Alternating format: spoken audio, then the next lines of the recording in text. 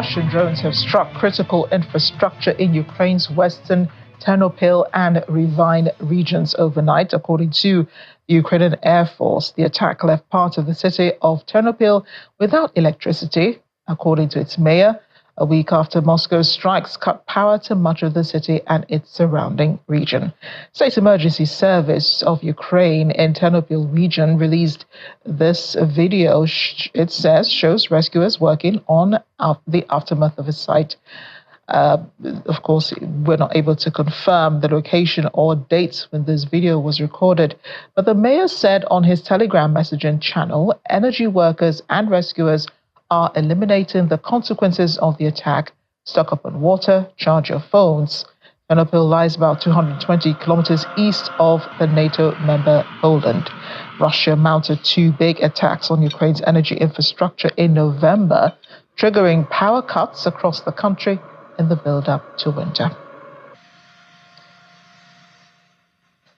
NATO allies need to step up their military aid for Ukraine to strengthen Kyiv's position should it enter negotiations with Moscow over an end to the war. So says NATO Secretary General Mark Rutte ahead of a meeting of the alliance's foreign ministers. Rutte told reporters that strengthening NATO's military support will allow Ukraine have a stronger hand at the negotiating table. Ukraine is entering another crucial winter, and Russia's aggression shows no sign of abating. Just the opposite. Putin is ramping up his rhetoric and reckless actions. He is using Ukraine as a testing ground for experimental missiles and is deploying North Korean soldiers in this illegal war. But we will all need to do more, especially now. The stronger our military support to Ukraine is now, the stronger their hand will be at the negotiating table. And the sooner we can end Russian aggression once and for all in Ukraine. Tomorrow, ministers will address Russia's hostile actions in NATO countries. Over the past years, Russia and also China have tried to destabilize our nations with acts of sabotage, cyber attacks, and energy blackmail to intimidate us. None of these actions will deter us from supporting Ukraine or making our own defenses stronger. NATO allies will continue to stand together to face these threats through a range of measures, including greater intelligence sharing and better protection of our critical infrastructure.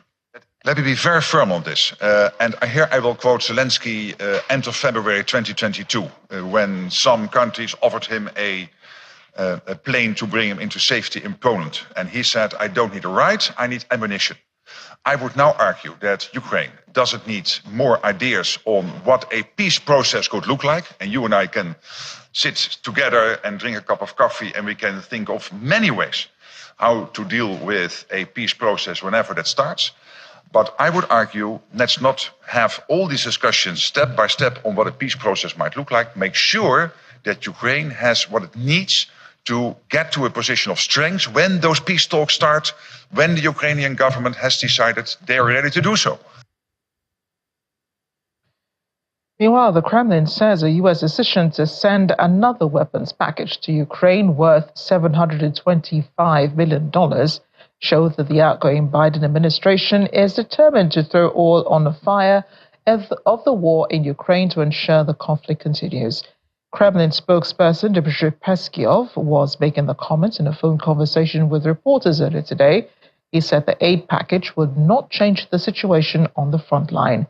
U.S. Secretary of State Antony Blinken said in a statement on Monday the new aid would include Stinger missiles, ammunition for high mobility artillery, rocket systems, and drones and landmines.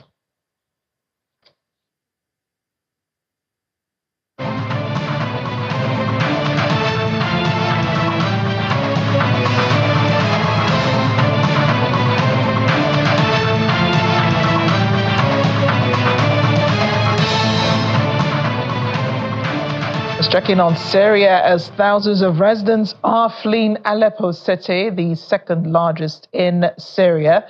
Rebel groups are intensifying their assault on the city, forcing thousands to seek safety elsewhere.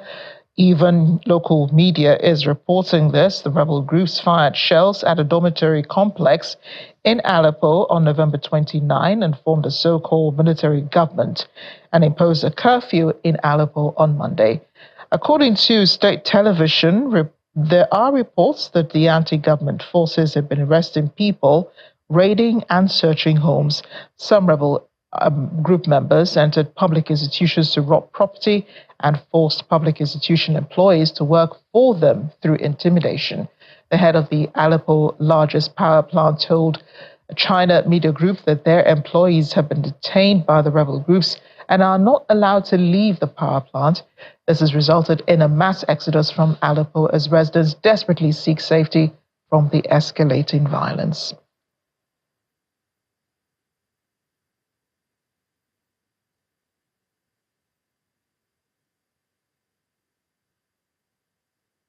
Meanwhile, the United Nations High Commissioner for Human Rights has voiced concern about the escalation of hostilities in northwest Syria. His office seeking to verify a number of deadly attacks by both pro-government forces and the rebels. Well, he says the UN is seeking to verify alleged strikes by HTS against students in Aleppo. They're also verifying alleged airstrikes by pro-government forces in Idlib on December 1st, which may have killed 22 civilians at a local market and residential areas. High Commissioner for Human Rights Volker Turk is extremely concerned about the escalation in hostilities in northwest Syria since the 27th of November, which further compounds the suffering endured by millions of civilians. This is tragic, as many have lived in misery since the outbreak of conflict nearly 14 years ago. Our office has documented a number of extremely concerning incidents resulting in multiple civilian casualties, including a high number of women and children, stemming from attacks by both Hayat Tahrir al-Shams, or HTS, and by pro-government forces. We urge all parties to de-escalate, protect civilians, and allow vital aid to flow to those in need. Furthermore, we call on third parties with influence to do everything in their power to ensure compliance with international humanitarian law, promote dialogue, and to prevent this ongoing violence from exacerbating the suffering of the civilian people and from further inflaming regional tensions. We are verifying numbers. I can tell you that I've seen some of the data which is coming out, and it suggests that there are certainly dozens upon dozens have been killed. We will have more clarity on that, hopefully within the next 24 hours.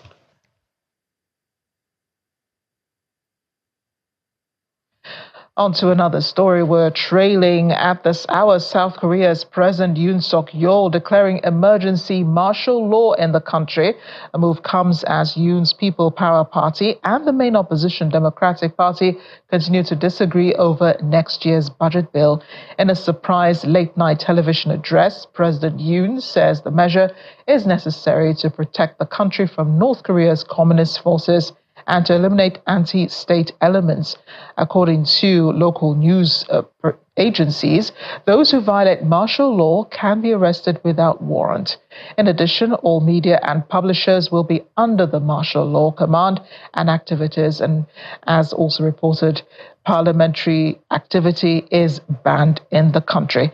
Medical staff, including trainee doctors, have been ordered to return to work in 48 hours. Meanwhile, large crowds were gathered outside the National Assembly building in Seoul just a few hours ago, people attempting to force their way through the doors. A Vietnamese property tycoon, Trong My Lan, has lost her appeal against her death sentence for masterminding the world's biggest bank fraud.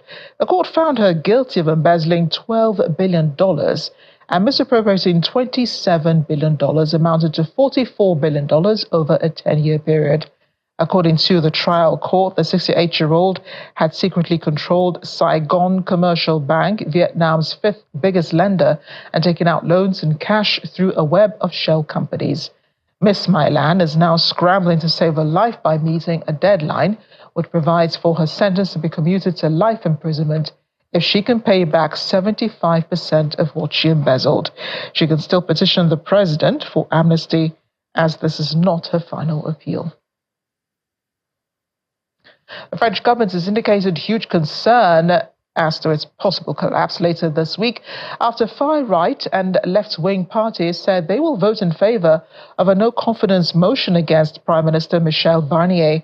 Barring a last-minute surprise, Barnier's fragile coalition will be the first French government to be forced out by a no-confidence vote since 1962. President Emmanuel Macron appointed Barnier, the European Union's former Brexit negotiator, as his new prime minister in September, after tumultuous weeks of drawn-out talks following an inconclusive snap election. Now, if Barnier's government falls, 63% of those polled said they would be in favor of President Macron resigning, according to a poll that was released last Wednesday. President Macron's gamble to call the snap parliamentary election in June backfired, with his centrist coalition losing dozens of seats and no party winning an absolute majority. Now, even if France's political turmoil were to continue, a new parliamentary election could be held within a year of the last one, meaning a new vote could take place as early as July 2025. We're still in France, but on another issue now. Parisians have questioned why U.S. President-elect Donald Trump is attending the weekend of festivities marking the reopening of the French capital's fire-ravaged Notre Dame Cathedral. Former President Trump announced a trip on Monday, his first foreign visit since winning the U.S. election on November 5th. Notre Dame, a Gothic masterpiece, is one of the French capital's most beloved and visited monuments. It will reopen its doors later this weekend to tourists and Catholic faithful. Trump, who won the November 5th election, is due to take office on January 20. He praised the French government in a post on his social media platform Truth Social on Monday.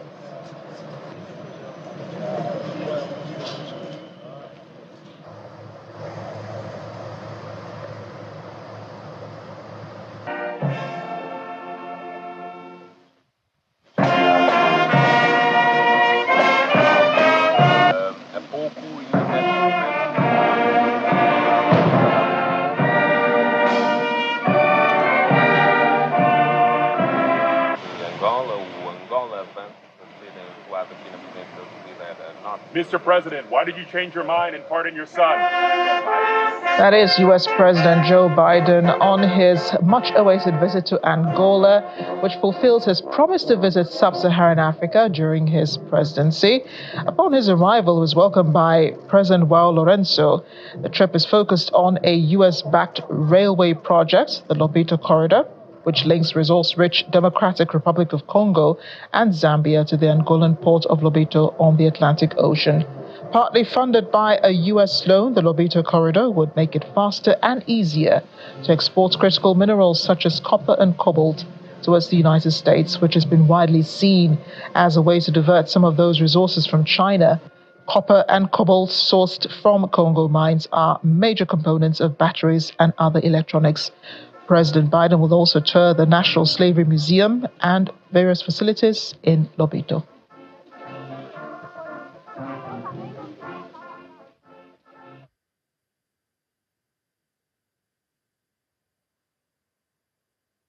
Meanwhile, Nigeria's President Bola Tinubu is in Cape Town, South Africa, attending the 11th session of the Nigeria-South Africa Binational Commission.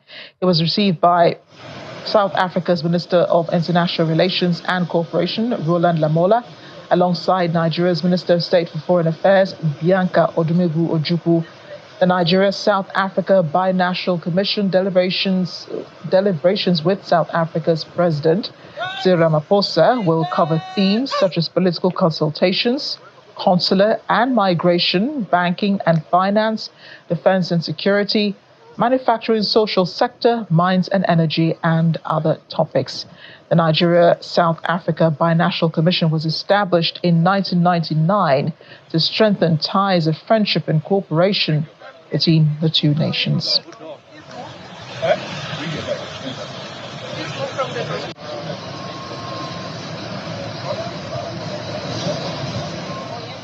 There are varying success stories when it comes to the separation of conjoined twins in the world. Surgeons say the difficulty is not in the surgery, but in the decision to have the surgery and, of course, the follow-ups. Now, on the sidelines of the first conjoined twins conference in Riyadh, Saudi Arabia, I had a chat with Professor Olutoye, leader of one of the largest children's hospital surgery departments in the world, and through whose leadership of 11 surgical departments works to advance nationwide children's common mission, philosophy, and approach to excellence in patient care, dedication to outstanding clinical outcomes, commitment, and to academic excellence and education of the next generation of leaders. Professor Olutoye incidentally gained international acclaim in 2016 when he and his team successfully operated on a baby in utero, removing a life-threatening tumor and then returning the baby to the womb, where she continued to develop until her birth. Well, I asked him about conjoined twins and the surgeries that separate them. I trained at Obafemi Awolowo University in Ife. And I went to the United States for further training, and I've been there since. I have taken care of conjoined twins in the United States, several of them actually, that we have separated. But no, I have not been involved in conjoined twin separation in Nigeria. Professor Olutoye, you've been in the US for so many years. Do you ever get the chance to go back home to Nigeria? I go home quite frequently, yes. Mostly on vacation to see family. Do you encounter cases of conjoined twins when you return? Not professionally, no. I'm not aware that. I think every now and then you hear about some that, just casually. But as you've seen from this conference, separation of conjoined twins takes a considerable team effort. Now, there's no question that there is the skill in Nigeria to be able to do it. Question is, do we have resources and facilities to support that being done? Because Nigeria is blessed with a lot of surgeons that are technically gifted and talented, but do we have the infrastructure and the environment and the equipment to support the utilization of those skills? Well, the brain drain is a result of that. Well, I think for a country as talented as Nigeria that has trained so many people, it's sad that we have just trained folks for others to harvest. All the investment that we have done, that has been done into the talent pool, into the youth in Nigeria, has not been harvested by Nigeria because we don't have the soil for them to bloom for the potential that they have. The soil is there, rather, but it's not being tilled for them to bloom. You may have a rich soil, but if all the other things that you need to water the plants to bloom are not there, just like plants would seek light to grow. So they will go where there's light so they can grow. Whose fault is that? It's all our fault. It's our collective fault. I think the fault is that of all of us, and it's multifactorial, but I don't think, apportioning blame is not going to solve anything. It's more of how do we get it fixed.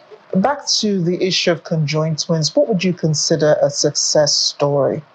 Well, a success story for conjoined twins, as you've heard from a lot of the conference today, is really, can we give those twins the full potential of life, whatever that is?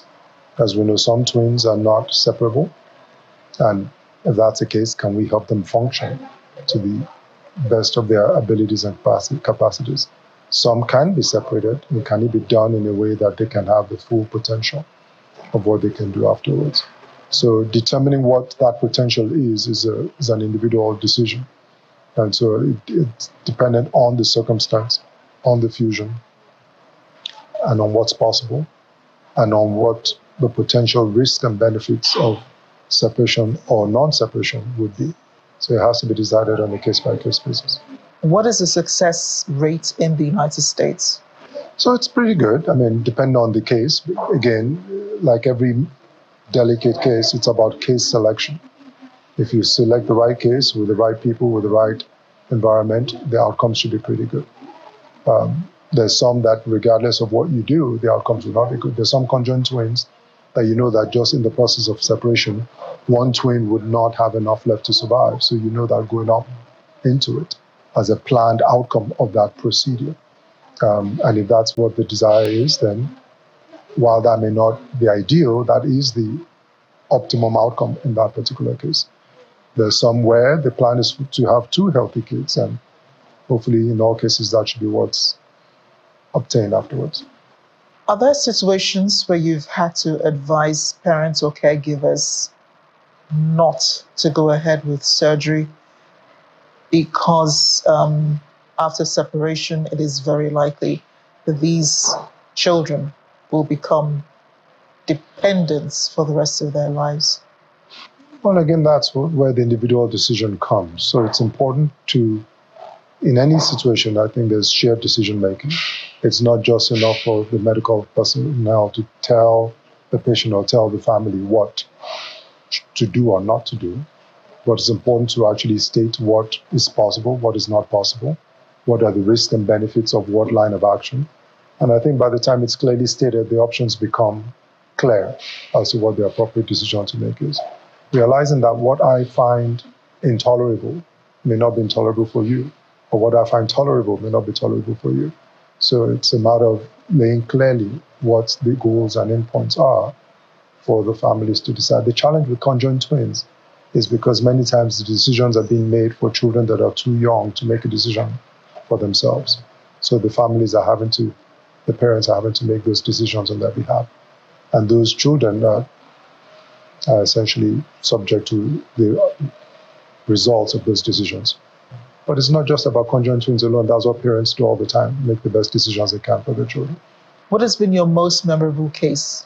Every case is a memorable case, because as far as I'm concerned, every case, as far as that family is concerned, is the only case that's important to them. And so I treat every case with that same awe and respect, realizing that while it may be another day in the operating room for me or my team, for that family, it's the only operation they care about.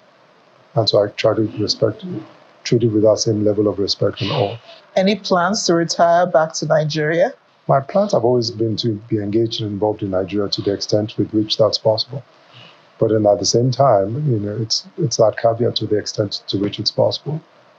I'd like to go back. Nigeria is not short on talent.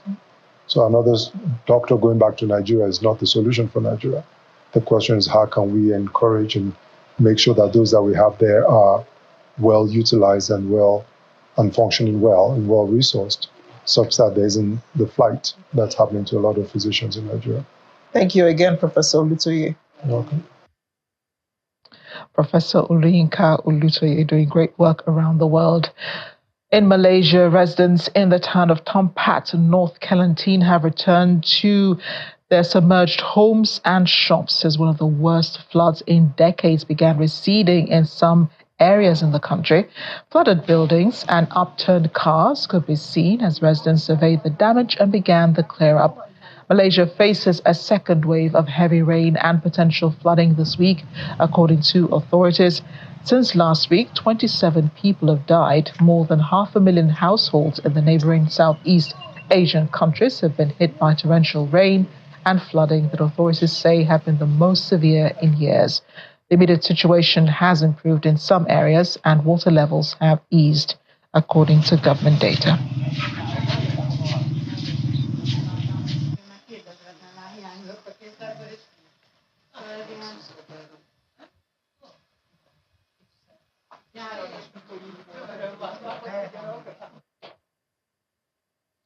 And it looks just too good to eat, right? Doesn't it? We're looking at a recreation of a Hungarian village, which has been unveiled by locals. It's all made of gingerbread. That's why I said it was too good to eat. These are models of 100 houses and local businesses, churches, and of course the mayor's office. House and Heritage Center for the Slovak minority in the village of Susumor. The village also features details such as a working train, church windows made of crushed candy, and lampposts modeled in gingerbread with LED lights. President of the local Slovak nationality self-government organization, Escalates, said the construction of the village had been a team effort by Susumor residents as the gingerbread version went on display on Sunday, December 1st. According to her, many people worked on the gingerbread village in the evenings after 7 coming from work, often working with them until midnight. A shopping list for gingerbread village includes 70 kilos of flour, 20 kilos of icing sugar, 20 kilos of honey, and 220 eggs, as well as other ingredients, according to the creators.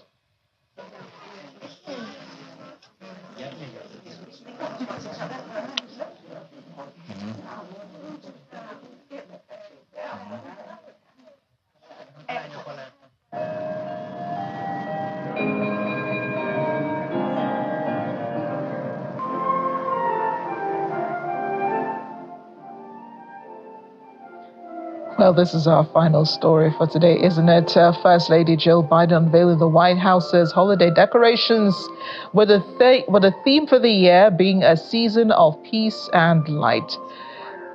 First Lady Jill Biden thanked volunteers from across the country who helped decorate the White House as part of her Joining Forces initiatives to support military families. The First Lady invited National Guard families to be the first members of the public to experience the White House holiday decor. As the Bidens prepare to depart the White House next month, she said it's been the honor of their lives to serve as the first family. May the nation be blessed with peace and light this holiday season. Well, they're expecting at least 100,000 people to visit during the holiday season.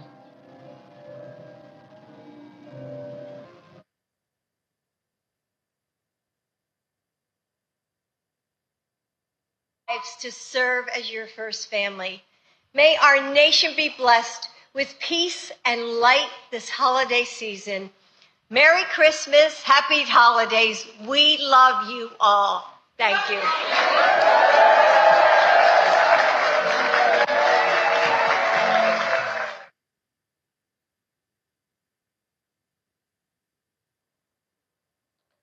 Must have been a bittersweet moment, her last Christmas in the White House. Thanks for watching The World Today. I'm Amarachi Ubadi.